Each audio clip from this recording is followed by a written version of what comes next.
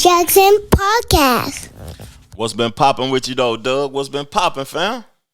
Nothing to it, man. We done made it, man. Yes, YouTubers. YouTubians. YouTube University, man. Having the Off top. conversations, man. That's all. You know, I had a good weekend this week, man. I went to the farmer's market, ate me some good food, got me a couple of good bottles of Napa Valley Red, drinking good wine, man. Enjoyed the game. Just live life with wifey, man. Chilling, cool, and creating content, trying to run the checkup. That's all, fam. How about yourself, though? How was your weekend, family? Weekend was good. Same thing. Ran the checkup. Got the money. You know what I mean? Yes, sir.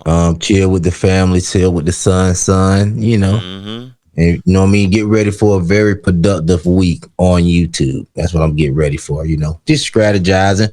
I didn't stream yesterday because I just wanted to take a step back, see where my head was at. This is where that dough is, homie. I got to get that.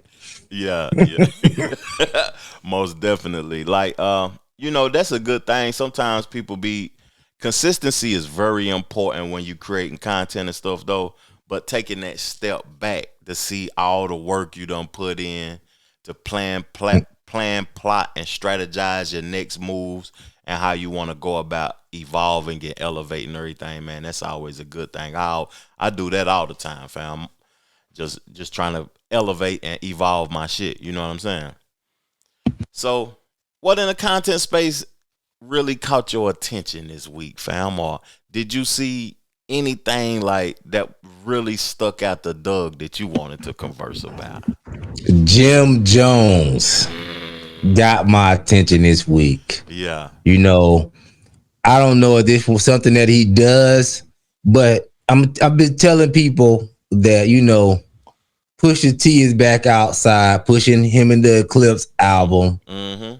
Jim Jones is triggered by that. Let's just keep it real. He's triggered by every time Pusha T come out and he sees Pusha T numbers and see all the respect Pusha T gets and all the attention Pusha T gets as a rapper from his era, he always get triggered.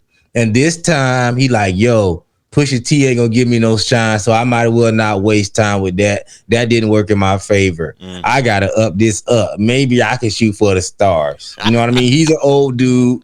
He's not finna be shooting at no young dude like, yo, let me shoot down. Let me shoot for the stars and, you know what I mean, show my hand. So now he out here just talking reckless, which nobody should have took him serious and saying that he's better than Nas. All right, whatever. He did it on the Jadakiss show.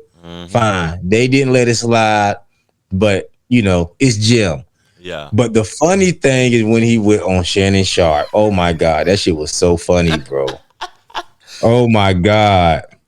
Shannon Sharp took out all the anger he had from the last couple months out on Jim Jones. That shit, motherfucker, you ain't on Club Shay now. You ain't at that level. You gotta get there. You gotta get there. Yeah. I'm like, how you talk to some guest like that coming on one of your platforms? And then to say that, okay, do you think you better than Nas? You know what I mean? But the way he came at him, I just didn't like. You know what I mean? You like, yo. Yeah. You smoke, right? What type of shit is that in Thought of Crescent? Nigga like, man, you been smoking that shit, right? Yeah, okay. That's justified. Okay. Yeah. So that's why you said you were better than Nine? You were smoking shit that day? You were smoking that shit. I'm like, yeah. And then the shit, he made it sound like he was smoking crack. That's what it sounded like. You smoking that shit, right? That's what it sounds like. Listen. I'm from that era that he from. You know what I mean? I'm from that era like, yo, if you smoke weed, you smoking crack. That's how they used to think back in the day. Yeah. So you make an outlandish statement that would give weed smoking such a bad rap. Because they're like, what the hell you smoking? You think you better than Nas? Jim Jones? And then people pulled up the stats and the records and the receipts and it was just laughable. Which was a waste of time to pull the receipts. I got them too. Keep talking, Doug. There they are. That was a waste of time. You know what I mean? Because people, it was just not even nothing close. Yeah. He up here begging Rock Nation for a job. Come on now. Yeah. After you dissed Jay-Z years ago, You're talking about smacking a kufi off of Nas and all of that, and now you want some attention from these niggas. That's what's crazy about the culture and hip hop and stuff. People I don't know. Jim Jones is very delusional. It's something really wrong with Jim Jones, to be honest with you. Even though, You know what? Hmm? I ain't gonna say that. Jim Jones know how to play the social media era. I think he knew what he was doing to get the conversation going. I think out of the old school era, and I was looking at Jim Jones, I didn't know he worked that hard. Jim Jones get busy. I'm not gonna take that from him. yeah, he a hard working man. He get busy far as an old school rapper. That nigga he dropping like a video, like 2-3 videos a month. You know what I mean? I was looking at his YouTube. So he get busy. So he's in that mode where like, yo, I'm that nigga. I understand that. Mm-hmm. You know what I mean? So I'm not saying that he's delusional he's doing the right thing because he putting himself in the conversation. Mm-hmm. You know what I mean? He's hustling. So he put himself in the conversation. The funny part with me is just how Shannon Sharp reacted to it. That was over the top. Even after Ocho was trying to wheel my man back in, he was like, yo, Shannon, what you doing? This is a gas. Is that what he was trying to tell him? Like, yo, he was just like, yeah. He was like, yeah, let's get the bed. He was just trying to blow it off. You know what I mean? Salute to Ocho, just a good dude. You know what I mean? Most definitely. Yeah. So he was trying to just blow it off. Shannon was acting like he ain't had none in a while. After all of these allegations, he done left the girls alone, and he was frustrated, and he was tensed up, and he had to let some of that frustration out on Jim Jones. And another thing that tripped me out, did you hear the part where they was talking about working out, fam? That's how I know Shannon Sharp was taking it too personal. Because Shannon Sharp started the conversation about working out and then forgot he started it. Yeah. He was like, you started talking about working out. I'm like, no, Shannon, you the one started talking about working out. Mm-hmm. But, it was funny the way it happened, and I'm glad the old brother was able to clean it up at the end and move forward with things. Mm-hmm. I think that was a cool moment. It needed to be had in that type of conversation. Yeah. Where it went was crazy when they started talking about working out. And then not Cam, but Jim, he mentioned the white girl slickly. He just mentioned it. Nobody didn't say it. Yeah. And I don't know if you caught that part. I caught it. Because Shannon had his glasses on. Mm-hmm. But Jim Jones hit him with the fish your glasses, man. Yeah. But that was the callback to when Skip Bayless told him, man, put your glasses back on. Oh, that was cooking. Did you catch that part? I caught it, but I didn't catch what you just said. The call back to what Skip Bayless said, but that's why he said it like that. He didn't say put your glasses back on because it wouldn't have sounded right to people who called it because he didn't have them off. He said, fix your glasses. Oh my God, Jim got him. I'm like, Jim got him. Jim got him. I say, boy. He had him. I say, wow. He was flustered, didn't he? He said, fix your glasses, man. He said, he kind of lowballed Ocho Cinco also by saying that you can't come on Club Shay Shay. You know what I'm saying? It was like he was minimizing what Nightcap is. To me, that's how I took it. And he was saying that Club Shay Shay is a platform for Jadakiss and Nas. I wouldn't bring them on Nightcap, basically. What he was saying to me, that minimized what Nightcap is because I personally don't watch either of them shits. But if I did, I would prefer Nightcap because Ocho Cinco is a more likable individual and somebody that, you know what I'm saying, I would consume his content more than, because Club Shay Shay, I just don't like the name of it. I don't like the way he be behaving on there. It'd be a little feminine and everything. But salute to Shannon Sharp, though. What he doing and what he got going on is he's the upper echelon of this podcast shit, man. And I'm going to throw this in there. I don't want to hear about Jim Jones ain't good enough for Club Shay Shay. You had Arnez J, who haven't been relevant since 2001 Comic View. And you had Little Bow Wow on the show recently. Talking about nothing. You could have a conversation with Jim Jones. That's a fact. Because Jim on Jones. Club Shay Shay. We talked about Jim Jones last week. Oh yeah, we did.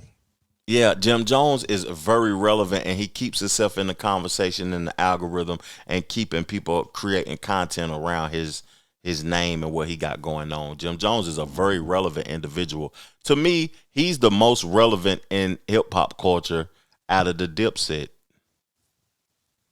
Not no. Cam got a relevant show, but you talk about far as music, yes. Mm-hmm. Music, yes. Yeah, them boys fell off the earth in the music world. Juelz Santana ain't dropped nothing in a decade. Cameron, he freestyling on his own podcast. He doing his thing in the podcast space, and I salute to what him and Mace doing in the brotherhood that they have established and the camaraderie that they got going on. I think that could be a part of the reason why Jim Jones is on one the way he's on one out here.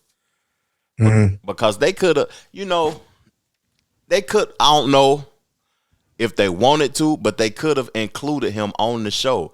Do you remember when he was doing the Weatherman skits and all of that on Revolt? Yeah, I definitely think Jim Jones would have made a way better co-host than Mace.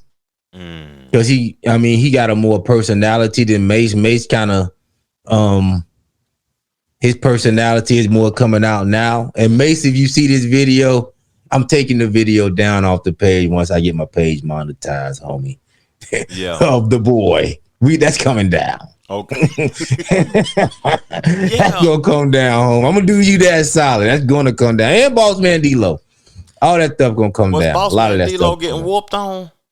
I can't. No, he was messing with the boy too. I'm gonna take all that down. That's just a side note. But I think Jim Jones would have made a better host. Mm-hmm.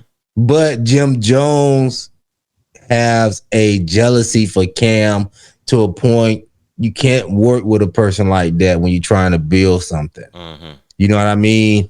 He got too much resentment for Cameron. Too much. And it's too documented. Yeah. Even though, and you don't want, and if you're doing, especially when you're doing something like podcasting and resentment don't go together. No, because it comes to a point to where if y'all get heated about something, can y'all walk away from the heated conversation and still be cool? And what's gonna happen? Podcast gonna break up. Oh man, he ain't do this on the pod. And it's drama. Yeah. I feel like with Cameron really front running the podcast, and Mace is there, add some star power, supporting, but Mace is not like trying to overshine Cam. I feel like Jim Jones don't want to see Cam shine like that. He want to see Cam shine, but not brighter than him. And that's not no more at this point in his life. And it's fine. He done stood in Cam's shadow for a while. That's fine to feel that way. I just think that's the reason why it just wouldn't work. He'll be a better host. It just wouldn't work for that reason. Is that something that is nationwide, hood to hood? Growing up with brothers in the neighborhood and in the hood, once you get on and they both get on, it becomes a resentment or a jealousy when somebody gets on to a level they feel like they can't reach. It seems like it's like at every hood, fam. A person will shoot you or hate on you or don't want to see you. They want you to eat, but just as long as you're not eating more than them. It seems like that happens nationwide. Because think about all the hip-hop artists that has died in their neighborhood. If they in a rap beef, who they beefing with? They ain't beefing. Mm-hmm. Them boys down there in the Ville ain't beefing with people in California. They beefing with each other. It's just interesting that we talking about Jim Jones and Cameron and the resentment that people have for the people that they grew up with in the neighborhood. That's just a crazy conversation, fam. Yeah, that's an interesting conversation. I just feel like with Jim Jones, with every man at some point, every man want to be the boss. And some men feel like, if this man around, I can't be a boss. And some men don't provide a space to let men be their own boss. You know what I mean? So it could be on both ends. You know what I mean? Mm-hmm. He may feel like Cameron is not providing that equal space. And I feel like Jim Jones have hustled his way. He maintained his spot. And yeah, he's an equal to Cam at this point in the game. He's not so if they can't work that out, you know what I mean? Some people don't never want to treat you like an equal. I was watching the Myth Bleak interview. He was like, yo, I don't care. Big Hove, Jay-Z, he ain't gonna never, that's the big homie. He's never gonna like treat me like an equal to him. Tata and them, they gonna always just look at me as the little homie. Mm-hmm. So some people comfortable with that. Some people understand that. Mm-hmm. Some people are like, yo, no, like, yo, I don't want to be the little homie no more. I'm like, yo. And so it's understandable both ways, but like you say, when you make that decision as Jim Jones, you got to do what he's doing. So salute to him for doing what he's doing because he's standing on that decision as a man, and he's not wrong and Cam not wrong, but I don't think both of them will work in no long-term venture. I see at this point where they at in their lives. That's true. I don't think it'll ever be another Dipset album or a Dipset reunion and none of that. And I really don't think it's necessary. Leave the legacy where it's at. What y'all created was dope. The death of Dipset was at Versus when they got smoked by the Locks. That was the death of Dipset. I could see the disgruntledness on the face of them niggas. I mean, as far as dumb as if they was already fractured, you know what I mean? Mm-hmm. So yeah, that probably just put the dagger in them. But I feel like Dipset should never be done. I feel like every 2.5 years, 3 years, y'all should get on tour, go get that bag. Why leave $5, $6, $7 million sitting on the table if people want to see y'all? Y'all some old school rappers, and everybody in y'all crew is still living. Yeah, when did that happen in your hip hop? What crew ain't have to bury somebody? You know, it was a conversation I just had on the last live that I did, and I want to present the question to you also, because we talking about crews and cliques and stuff. Do you think the days of the entourage in hip hop is over? No. It's a lot of these young dudes. They have their entourages, but the young dudes, they're more social media based. So they entourage, they get to tag them in different things. It's not the same thing. They entourage be still lit on YouTube, dropping their music videos, and they'll be within that particular algorithm. It's not a real life entourage where we rolling 50 deep to the radio station to promote J Doug new single. No, that's dead, ain't it? Yeah, that's dead. That the days of like, yo, me and the homie, like I'm finna be pushing you like that. You got certain artists that do it, but they still don't really push their artists that hard. Like Future got artists, 21 Savage got artists. They got crews, but it just like, you know what I mean? It's a certain level people gonna let you reach. I think that it's not like no 50 Cent stuff. Like you ain't gonna never see no Rockefeller or no G Unit, no Wu-Tang, where you have like 4 or 5 superstars coming out of one camp. Nah, them days over. Those days over. Yeah, I agree with you. Like I think the end of it was YSL, Gunna and Thug and all of that when they start telling. Now we looking at Fat Joe going through what he going through with the Terror Squad. They telling on him for 17 years old situations and telling the downfall of QC. The downfall of QC. The split up of Maybach Music Group with Wale, Meek Mill and all them, Omarion and that crew. It's just that the days of the entourage and rolling deep and stuff to me is over with. That's why I said what I said about Dipset. But it would be nice to see them brothers go out and get some money. The Hot Boys had a reunion after 20-something years. You know what I mean? So it'll be dope to see it, though, man. But let's get into the first topic, though, Doug. You know, you've been covering the Diddy trial. I'm not as informed as you are, but I get my information from you. I've watched every live. I contributed to the live in the chat. I be going crazy.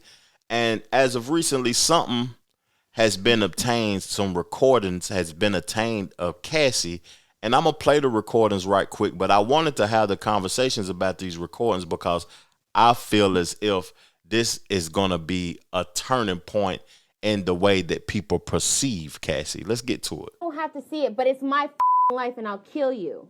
Yeah, but no, I will kill you if you don't show me right now. I will kill you and I will hide you and I will cut you up and put you in the dirt right now. Pull it up. If you have it, pull that up. Because if not, I'm going to kill you, and then he's going to kill you again. So just do it. Pull that up right now. You got that pull that up. I'm going to kill you. You don't understand. I don't give a I've never killed anybody in my life, but I will kill you because you're with me. You're with me in my life right now. If I saw a video of you doing anything that you didn't want people to see, I would show you the video so you could tell me what the happened. You're playing games with me, telling me you saw some now you're saying you didn't see some you're with me. I'm going to you up. I don't think you understand. And it's not going to be my hands, and it's not going to be blood on my hands. Someone else is going to do it. So you have to tell me right now, and I'm recording this whole shit. FYI, tell me what the you're talking about. Because this is not cool. We're not playing. I'm not playing with you, Sujit. Like, you saw some Yes, you're my brother. Be my brother and tell me what you saw. You're going to be able to find it?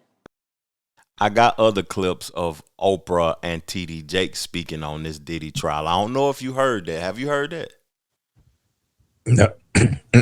Okay, I'm going to save it for No, I ain't hear it. After we give our take on this, though. But, you know, it's going to be people that perceive Cassie to be molded into that person that we just heard. And it's going to be people that have a perception that she ain't as innocent as I perceived her to be, as I thought she was after hearing that. Like, as you've been covering the trial, give me the knowledge that you have obtained of learning about Cassie and your thought process when you hear her speak like that, fam. Well, it just proved what I've been saying pretty much the whole trial. Cassie has an evil side. Cassie most likely had a potential to murder somebody. I often said in a live stream, we need to look into Cassie for the potential murder of Kim Porter. I always said that she had motive. She was jealous. She wanted Kim Porter's spot. She wanted to be at the family function, Christmas, Thanksgiving, all that stuff. And Diddy didn't want her because it was just for the freak offs. So I'm not surprised by what I hear. I never looked at Cassie as a victim. It sounds like, you know, from what I heard way before this trial, her and Diddy used to have the blowouts. You know, they used to brawl. They didn't really. They talked about it a little bit in court, but not much. Yeah. So I wasn't surprised when I heard this. I know, you know, Cassie has not been rehabilitated. I tell people that all the time. She was a part of. If it was a crime, she was a part of it. Mm-hmm. She haven't been rehabilitated. She been rewarded. So she's still criminal minded. Mm-hmm. So yes, you know, that sounds like somebody who's criminal minded. When they're not getting their way, they're not getting what they want. And she letting you know, hey, I'm willing to go to the extent of killing my own brother, if that's what you were talking to. Yeah. To, you know, to make sure I get my way. Mm-hmm. And that didn't have nothing to do with Diddy. And she said, I won't be on my hands. She said, I send them hitters at you. So I don't know. I never threatened to send no hitters at nobody. Me neither. Listen, I don't. And I lived in the street, and I ain't never did that before. I lived in the hood, the ghetto, and participated in the foolishness, and never communicated threats like that. But what's interesting about that is something that she could have been charged with, that could have included her in the RICO also, because that's a charge. Communicating threats is a charge. And she's speaking like a mobster, sending hits, capable of sending hits and all of that. And I feel as if, though, man, that she ain't as innocent as the media portrays her to be.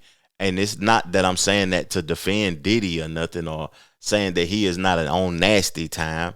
It's just the fact that these people who participate in this trial are not innocent people. That's all I'm saying, fam. And with Cassie, the thing about her is, you know, I always say she got the potential to do another freak off. Like I say, she haven't been disciplined. She haven't been punished, for what she have done. So with Cassie, a lot of this Diddy stuff, she should be on trial with Diddy.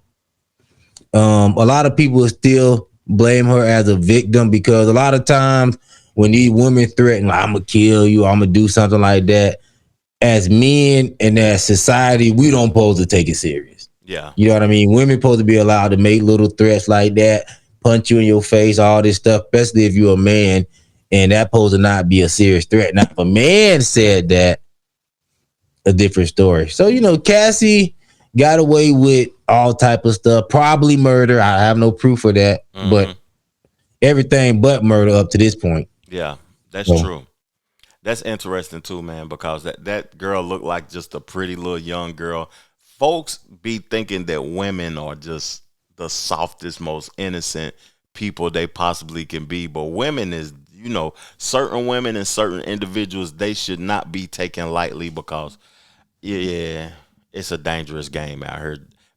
Especially being a lustful man or a trick or whatever, you can get dealt with real easy out here in these streets playing with these women. But I want to play this because you said you didn't hear this. Let's get into this conversation. So the work. Wrong clip. This the right you one. pre-recording, do you think? Yes, sir. First of all, I have never been near a puff party. Never been near. And anybody who knows me knows if there is a party, I'm the first one out. Right. I'm the first one out.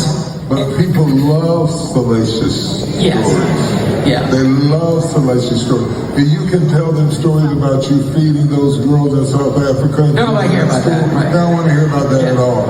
If you tell them about Puffy's biceps, they want to follow you all the way around the world. And I think it's because we have become so engrossed in other people's lives to keep from having our own. We are drunk off of things that don't matter to distract us from the things that do matter. This evening, yes. Yeah, you understand what I'm saying? I know. And if you watch the timing of it, the intoxicant always comes out while something big is happening that we need to be paying attention to. And we pay it no attention because we are engrossed in counting up something that is salacious and not true. And not true. You're not true. I stopped by Puffy's house for 30 minutes to say happy birthday to him during the day at 2 o'clock with staff people. And out of that came a love affair and all kinds of stuff that I have never seen. You too? Yes. We were.